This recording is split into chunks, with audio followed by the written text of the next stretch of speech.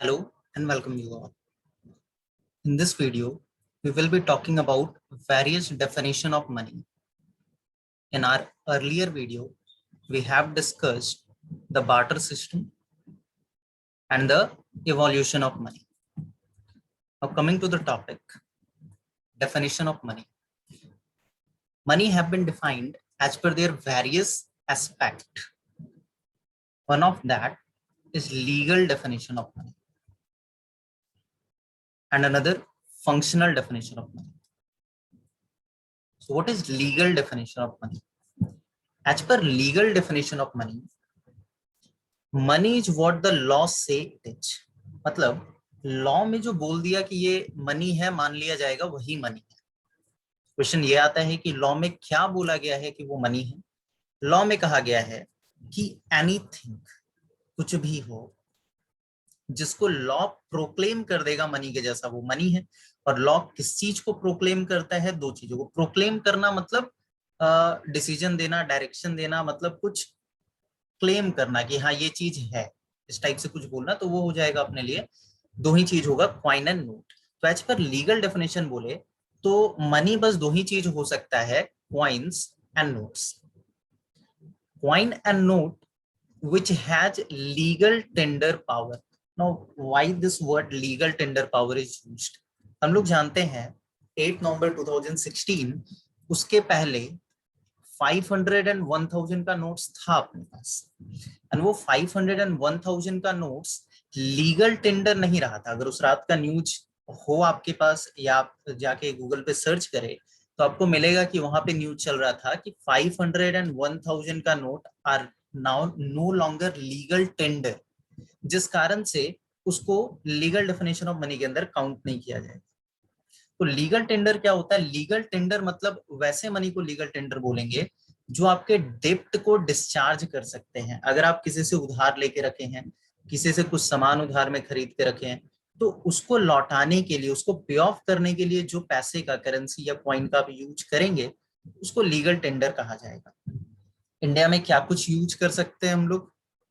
1 रुपए का कॉइन या नोट, 2 रुपए का कॉइन एंड नोट, 5 रुपए का कॉइन एंड नोट, 10 रुपए का कॉइन एंड नोट, 20 रुपए का coin and note, 50 rupee, 100 rupee, 200 rupee, 500 rupee and 2000 रुपी. इतना कुछ है जिसको हम लोग लीगल डेफिनेशन ऑफ मनी के अंदर काउंट करते हैं.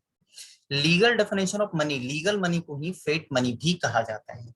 अब ये लीगल मनी जो होता है ये भी दो टाइप का लीगल मनी होता है. एक होता है लिमिटेड लीगल टेंडर और अनलिमिटेड लीगल टेंडर.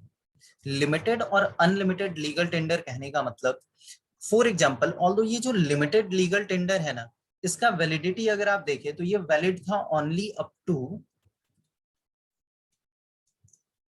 30 जून 2011.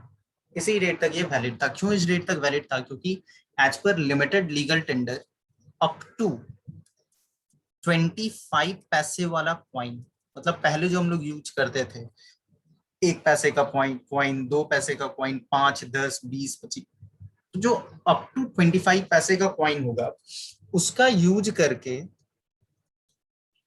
हम लोग ऑनली ₹1000 तक पे कर सकते थे. मतलब अगर किसी को 1000 रुपया देना हो, जरा प्रैक्टिकली सोचे, आपको किसी को 1000 रुपया देना हो और आपके पास 1 पैसे वाला कॉइन है, 1 पैसे वाला कॉइन है, कितना सारा कॉइन चाहिए होगा? 1 रुपए में 100 पैसा, 1 रुपीज इज इक्वल टू 100 पैसा. तो 1000 rupees equal to 1000 into 100, that will be 1 lakh पैसे. मतलब 1 लाख सिक्का आप ले जाके उस पर्सन के सामने रख देंगे, वो बेचारा काउंट करते करते 2-3 दिन लगा देगा.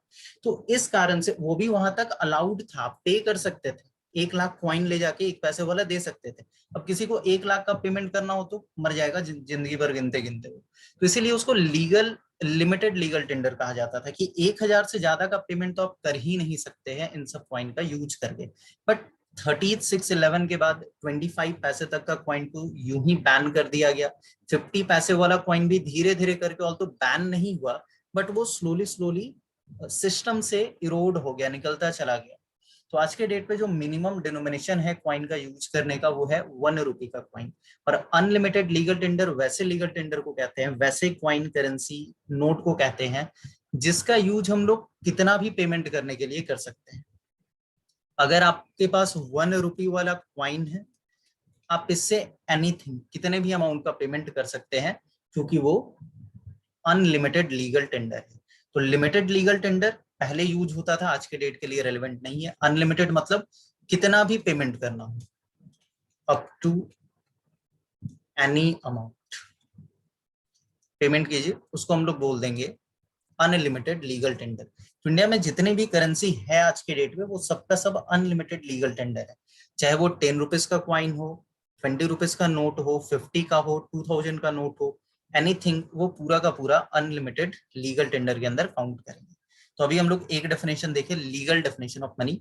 लीगल डेफिनेशन ऑफ मनी मतलब एज पर लॉ जो चीज बोल दिया जाए, प्रोक्लेम कर दिया जाए, वही मनी कहना जाएगा। और लॉ किन चीजों को मनी कहता है? Coin and note. कहने का मतलब अगर आप किसी पर्सन से उधार लेके बैठे हुए हो और आप उसको पैसा लौटाने के लिए जाए, बट पैसे की जगह पे ना आप बोले कि भाई रख, मेरा मोबाइल रख ले, तू डिनाई कर सकता है, ये हम नहीं रखेंगे तुम्हारा मोबाइल। लेकिन अगर आप उसको पैसा दे रहे होंगे, करेंसी दे रहे होंगे, इंडियन करेंसी, फिर वो उस चीज को डिनाई नहीं कर सकता है। इंडिया में किसी भी पर्सन के पास ये पावर नहीं है कि वो इंडिया के लीगल टेंडर को डिनाई कर। जब ये 500 वाला पुराना नोट, 1000 वाला, इसको तो डिनाई कर देगा, but no one can deny legal tender of India in India. India के अंदर डिनाई कर दिया तो फिर उसको दोबारा पैसा मिल भी नहीं सकता, वो जाके कोर्ट में बोल भी नहीं सकता है कि मेरा पैसा नहीं दे रहा, पहले दे रहा था ना, लिया कहेंगे। अब ये लिमिटेड एंड अनलिमिटेड ये दो चीज रहा। अब कुछ फैक्ट है जो आप इसको चाहे तो याद रख सकते हैं, ये FYI फॉर योर इंफॉर्मेशन। काफी इंटरेस्टिंग फैक्ट्स है क्या कि क्वाइन जो होता है वो गवर्नमेंट ऑफ इंडिया इशू करती है। तो MCQ पूछा जा सकता है क्वाइन कौन इशू करता है? Government of India, not RBI। और कहां से पावर मिला है? तो क्वाइनेज एक्ट 2011 में आया था जैन में, उसके सेक्शन 6 के हिसाब से मिला है। नोट्स प्रिंट करने का राइट किसके पास है? RBI के पास। बट 1 रुपये वाला नोट RBI इशू नहीं कर सकता है, ये government of India he issue करती है। अदर देन दैट 2 रुपए का नोट, 5 रुपए का नोट, 10, 20, एनीथिंग RBI इशू कर सकती है। 8 नवंबर 2016 बड़ा चेंज वाला दिन, 500 और 1000 रुपए का बैंक नोट जो था वो लीगल टेंडर नहीं रहा था। देन फिर क्वाइंस एंड नोट्स इंडिया में टोटल 4 जगहों पे, 4 प्रेसेस में प्रोड्यूस किया जाता है। उसमें से 2 RBI ऑन करती है, 2 इंडियन गवर्नमेंट ऑन करती है। RBI के पास पावर है कि अभी वो 2000 तक का नोट इशू करती है, बट उसके पास पावर है कि वो अप टू 10,000 तक का नोट इशू कर सकती है। मतलब 2000 के बाद 5000 का भी इशू कर सकती है, सीधा 10,000 का भी इशू कर सकती है। क्या इससे ज्यादा नहीं कर सकती? कर सकती है, बट फिर अमेंड करना पड़ेगा। इसके बियॉन्ड जाना होना तो अमेंड करना पड़ेगा। After that amend the law को फिर अमेंड करना पड़ेगा, फिर उससे ज्यादा भी इशू किया जा सकता है। प्रैक्टिकली 10,000 तक का इशू कर सकती है। जैसे कई बार ये मन में होता है कि अपने पास जो नोट है ना, उसका जो सीरियल नंबर है वो दूसरे नोट से कभी मैच नहीं करेगा, तो गलत बात है, मैच कर सकता है। एक नोट का सीरियल नंबर दूसरे नोट से मैच कर सकता है, प्रोवाइडेड दैट कुछ कुछ चेंज होना चाहिए। पहला, डिनोमिनेशन अलग अलग होना चाहिए। डिनोमिनेशन अलग अलग मतलब 10 रुपए के नोट का नंबर 500 के नोट के नंबर से मिल सकता है, डिनोमिनेशन अलग अलग था। या फिर जो गवर्नर होते हैं, साइन करने वाले गवर्नर अलग अलग होने चाहिए। पहले कोई और किया था, दूसरा वही सीरियल नंबर पे कोई और करेगा, चलेगा, गवर्नर अलग। या फिर ईयर ऑफ प्रिंट अलग अलग होना चाहिए। कोई 2010 में प्रिंट हुआ था, बट वही नंबर का 2020 में भी प्रिंट हो गया, चलेगा, सेम डिनोमिनेशन है तो भी चलेगा, कोई दिक्कत नहीं। और डीमोनेटाइजेशन पहली बार 2016 में नहीं हुआ था, उसके पहले भी हो चुका है, 1946 में भी हुआ है, बट 1946 रेलेवेंट नहीं है उतना, क्योंकि उस समय हम लोग इंडिपेंडेंट पूरे तरीके से हुए नहीं थे। 1947 में, 1978 में अगेन 500, 1000 और 10,000, 5,000, 1,000 और 10,000, ये 3 डिनोमिनेशन का नोट जो था वो उस समय भी बैन किया गया था। उसके बाद 1000 रुपए का नोट को वापस से चालू किया गया, बट 5,000 और 10,000 का नोट दोबारा कभी भी चालू नहीं हुआ।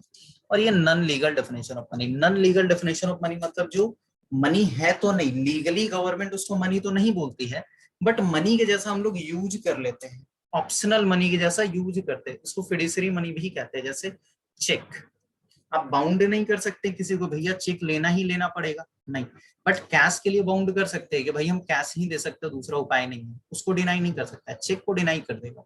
बिल ऑफ एक्सचेंज को डिनाई किया जा सकता है, बट कैश को डिनाई नहीं किया जा सकता है। ड्राफ्ट को डिनाई किया जा सकता है, कैश को डिनाई नहीं किया जा सकता। तो इन सब का यूज तो हम लोग कर लेते हैं on the basis of trust. आपस में जो ट्रस्ट है गवर्नमेंट उसको एक्सेप्ट कर लेती है एक्सचेंज के जैसा, इसी ट्रस्ट के बेसिस पे यूज करते हैं, बट लीगली गवर्नमेंट इसको कहीं पे भी मनी के अंदर काउंट नहीं करती। तो ये था एक छोटा सा वीडियो जहां पे हम लोग डेफिनेशन ऑफ मनी में लीगल डेफिनेशन ऑफ मनी का बात की। नेक्स्ट वीडियो में we will be talking about functional definition of money. After that अभी बहुत सारा वीडियो आने वाला है, तो प्लीज पूरा वीडियो देखें, चैनल को जरूर से जरूर सब्सक्राइब कर ले, शेयर करें, लाइक करें।